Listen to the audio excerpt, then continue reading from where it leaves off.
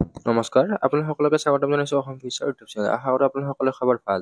তো আপোনালোকে নিশ্চয় জানে যে Srimanta Sankardev university of health BSc nursing course second কাউন্সিলিংটো আৰম্ভ হৈ গৈছে। তো ইয়াতে ছেকেণ্ড কাউন্সিলিংটো অনলাইন হৈছে। তো আপোনালোকে এতিয়ালৈকে যদি অনলাইন কৰা নাই, অনলাইনটো কৰি ল'ব। তো অনলাইন কৰাৰ আগতে কিছুমান আপোনালোকে ইয়াতে পইণ্ট চাবলগীয়া আছে। তো এই ভিডিঅ'টোত ছেকেণ্ড ৰাউণ্ড কাউন্সিলিংৰ বিষয়ে আলোচনা কৰিম। এক্সপেক্টেড কাট অফ কিমান যাব পাৰে। তো যিসকলে ফাৰ্ষ্ট কাউন্সিলিঙত ফিজ দিছিল তেওঁলোকে এগেইন ফিজ দিব লাগিব নেকি? তো মেৰিট লিষ্ট কেতিয়ালৈকে দিব বা লাষ্ট ইয়াৰ ছেকেণ্ড ৰাউণ্ড কাউন্সিলিঙত কিমান ৰেংকলৈকে গৈছিল এইবিলাকৰ ওপৰত আলোচনা কৰিম। তো আপোনালোকে ভিডিঅ'টো স্কিপ নকৰাকৈ সম্পূৰ্ণকৈ চাব আৰু আমাৰ হোৱাটছএপ টেলিগ্ৰাম গ্ৰুপত জইন হৈ ল'ব।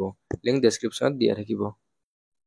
তো এইখন ছেকেণ্ড ৰাউণ্ড কাউন্সিলিঙৰ নটিচ হয়। কাউন্সিলিঙৰ নটিচৰ ওপৰত ভিডিঅ' দি আছে, আপোনালোকে সেই ভিডিঅ'টো সম্পূৰ্ণকৈ চাব পাৰিব। তো কাউন্সিলিংটো 13 অক্টোবৰৰ পৰা 17 অক্টোবৰ তাৰিখলৈকে হ'ব। 17 অক্টোবৰ তাৰিখলৈকে আপোনালোকে কাউন্সিলিংটো অনলাইনৰ জৰিয়তে কৰিব পাৰিব। তো কাউন্সিলিংটো অনলাইনে হ'ব। তো SSUHS ৱেবছাইটত কৰিব লাগিব, নহ'লে আমাৰ ৱেবছাইট eduationplus.com। তো তাত লিংকবিলাক দিয়াই আছে। তো ডেছক্ৰিপশ্যনতো দি আছে, তাৰে পৰা আপোনালোকে কাউন্সিলিঙৰ লিংকটো পাই যাব।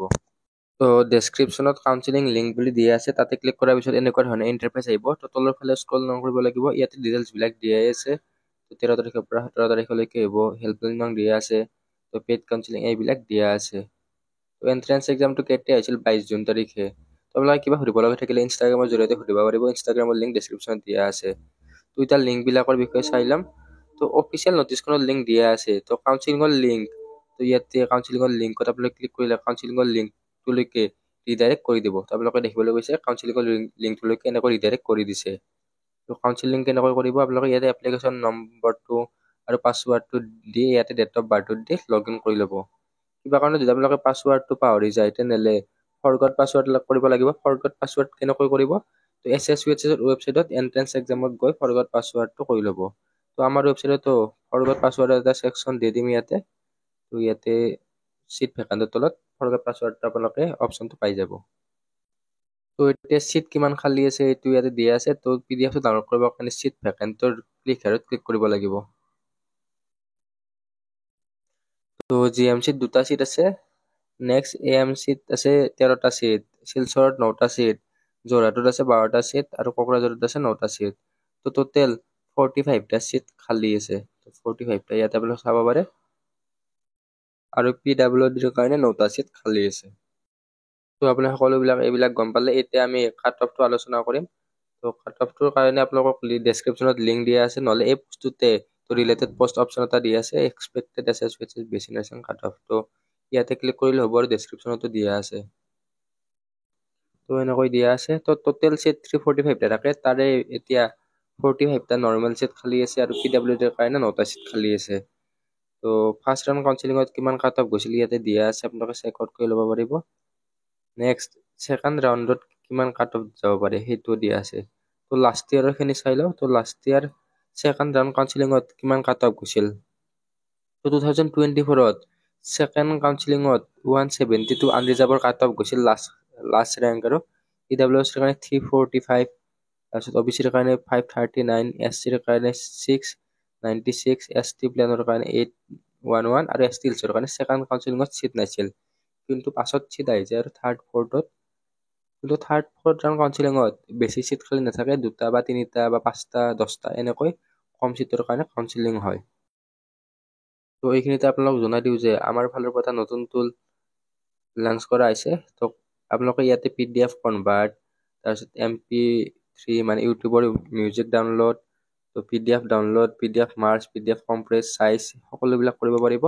তো এই PDFৰ টুলটোৰ লিংক ডেছক্ৰিপশ্যনত দিয়া থাকিব, আপোনালোকে এবাৰ চেক আউট কৰি ল'ব পাৰিব। তো এতিয়া 2025ৰ কাৰণে এক্সপেক্টেড কাট অফ ৰেংক কিমান হ'ব পাৰে? তো আপোনালোকে ইয়াতে চাব পাৰে। তো আনৰিজাৰ্ভৰ কাৰণে 180 to 200।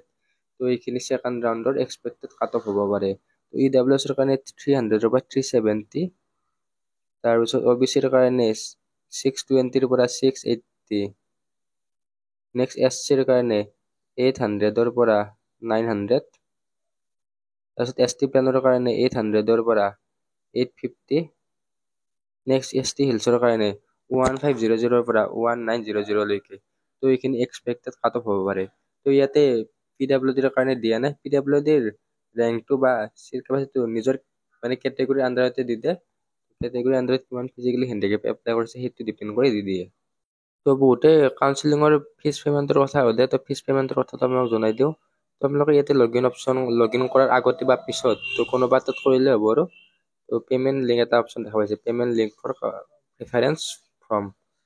তো ইয়াতে ক্লিক কৰিব লাগিব, আপোনালোকে ইয়াতে পে'মেণ্ট কৰিব লাগিব। চাব পাৰিছে কাউন্সিলিং ফিজ। তো ইয়াতে আপোনালোকে ষ্টুডেণ্ট নেম, ফাদাৰ নেম এইবিলাক দিব লাগিব। নেক্সট ইয়াতে এণ্টাৰ কৰ্চ, তো ইয়াতে এণ্টাৰ কৰ্চৰ জেগাত আপোনালোকে BSc নাৰ্ছিং লিখিব লাগিব। আৰু ইয়াতে আপোনালোকে BSc নাৰ্ছিং ক্লিক কৰিলে ইয়াতে 1000 টকা অপশ্যনটো আহি যাব। তাৰপিছত আপোনালোকে পে অনলাইনত ক্লিক কৰিব লাগিব। তো আপোনালোকৰ অফিচিয়েল নটিচৰ এই পইণ্টটো চাব পাৰে, the candidate are also' pay এটা counselling fee for through payment gateway. তো কাউন্সিলিং ফিজটো পে'মেণ্ট কৰিব লাগিব। তাৰপিছত দিয়া আছে no application will be considered if counselling fee is not paid within the stipulated period. তো আপোনালোকে ফাৰ্ষ্ট কাউন্সিলিঙত পে'মেণ্ট কৰিছে এইটো মেটাৰ নকৰে, আপোনালোকে কাউন্সিলিংটো কৰিলে ফিজটো পে'মেণ্ট কৰিব লাগিবই। তো ছেকেণ্ড কাউন্সিলিং প্ৰথমবাৰৰ বাবে কৰা সকলেও লাগিব, আৰু ফাৰ্ষ্ট কাউন্সিলিং কৰা সকলেও 1000 টকাটো ফিজটো পে'মেণ্ট কৰিব লাগিব। তো এতিয়া লাষ্ট টপিকটোলৈ আহিছোঁ, মেৰিট লিষ্ট কেতিয়া দিব। তো আপোনালোকে নিশ্চয় জানে কাউন্সিলিংটো 17 অক্টোবৰলৈকে আছে। 17 অক্টোবৰ পাছত কাউন্সিলিঙৰ মেৰিট লিষ্টখন বনাওঁতে অলপমান টাইম লয়, প্ৰায় এসপ্তাহমান সময় লয়। তো আপোনালোকে অক্টোবৰৰ 25 তাৰিখলৈকে এটা এক্সপেক্টেশ্যন ৰাখিব পাৰে, অক্টোবৰৰ 25 তাৰিখ মানলৈকে ইয়াৰে মেৰিট লিষ্টটো দিয়াৰ সম্ভাৱনা আছে। তো বাকী এই ভিডিঅ'ত এইখিনি আছিল। তো ছেকেণ্ড কাউন্সিলিঙৰ কথা আলোচনা কৰিলোঁ, এক্সপেক্টেড কাট অফ, তো লাষ্ট ইয়াৰ কিমান কাট অফ গৈছিলে। বাকী এই ভিডিঅ'টোত এইখিনি আছিল। তো আপোনালোকে ভিডিঅ'টো ভাল পালে তো আমাৰ হোৱাটছআপ টেলিগ্ৰাম গ্ৰুপত জইন হৈ ল'ব আৰু চেনেলটো ছাবস্ক্ৰাইব কৰি থৈ দিব। ধন্যবাদ।